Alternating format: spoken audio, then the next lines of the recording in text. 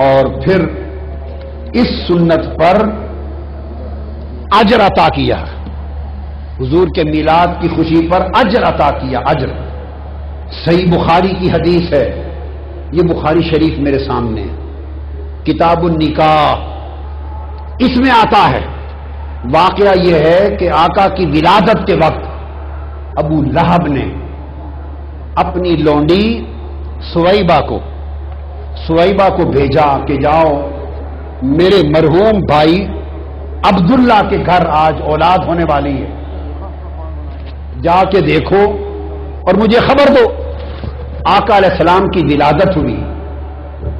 سویبہ نے حضور کو ہاتھوں پہ لیا صلی اللہ علیہ وسلم، دوڑی دوڑی آئی اور آ کر ابو لہب کو خوشخبری دی، ابو لہب کو، اور کہا ابو لہب مبارک ہو،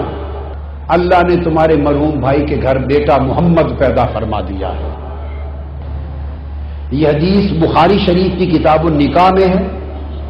مصنف عبد الرزاق میں ہے، بہقی کی سنن کبریٰ میں ہے حاضر حدیث، بہقی کی شعب الایمان میں ہے، بہقی کی دلائل النبوت میں ہے، امام ابن کثیر نے اپنی تفسیر ابن کثیر میں دیا ہے، اور امام بغوی نے شرح السنہ میں روایت کیا، امام زیلعی نے نصب الرایہ میں، امام اسقلانی نے فتح الباری میں، امام عینی نے عمدۃ القاری شرح البخاری میں، اور عالم عظیم علماء دیوبند کے علامہ انور شاہ کاشمیری نے بخاری کی شرح فیض الباری میں، سب میں روایت کیا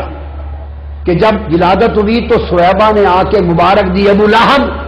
اللہ نے تجھے بھتیجا محمد عطا کیا۔ ابو لہب نے اپنی ان 2 انگلیوں کے اشارے سے اس کو کہا سویبہ میرے بھتیجے محمد کی ولادت، میرے بھتیجے محمد کے میلاد کی خوشی میں جا تمہیں آزاد کیا۔ سویبہ آزاد ہو گئی۔ پھر ابو لہب وہ شخص تھا جس کی مذمت میں قرآن اترا، تبت یدا ابی لہب وتب، بدبختی میں رہا، مر گیا حالت کفر میں۔ مرنے کے 1 سال بعد حضور کے چچا اور اپنے بھائی حضرت عباس بن عبد المطلب کو خواب میں ملا، 1 سال بعد۔ یہ کل کتب حدیث میں امام اسقلانی اور امام ابن کثیر نے سب کو جمع کر دیا، تمام حدیث کو۔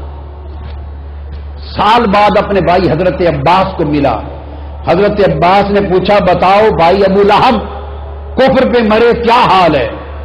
اس نے کہا بڑی بری حالت ہے، برا حال ہے، برا حال ہے، اوپر دوزخ کی آگ، نیچے آگ، آگے پیچھے دائیں بائیں دوزخ کی آگ میں جلتا رہتا ہوں۔ الا ان العذاب يخفف عني كل يوم اثنين فقال ذلك ان النبي صلى الله عليه وسلم ولد يوم الاثنين وكانت سويبة بشرت ابا لہب بمولده فاتقها۔ ابو لہب نے کہا کہ پورا سال ہر دن دوزخ کے عذاب میں جلتا ہوں، مگر ہر ہفتے میں جب پیر کا دن آتا ہے اس دن دوزخ کا عذاب مجھ کافر پر بھی، کافر پر دوزخ کا عذاب کم کر دیا جاتا ہے، تخفیف العذاب ہو جاتا ہے، اور میری اس انگلیوں سے ٹھنڈا پانی نکلتا ہے، آگ کا عذاب کم ہو جاتا ہے اور ٹھنڈا پانی نکلتا ہے، کچھ راحت آتی ہے، اور دوزخ کی پیاس اس ٹھنڈے پانی سے بجھاتا ہوں جو 2 ان انگلیوں سے نکلتا ہے۔ اور کیوں؟ اس نے کہا وجہ یہ ہے کہ پیر کے دن ولادت مصطفیٰ ہوئی تھی، اور جب سویبہ نے آ کر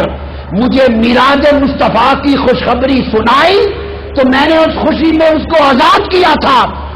حضور کے میلاد کی خوشی کا عمل آج بھی میرے لیے عذاب کی کمی کا باعث بنتا اور ٹھنڈے پانی کا چشمہ پلاتا رہتا ہے۔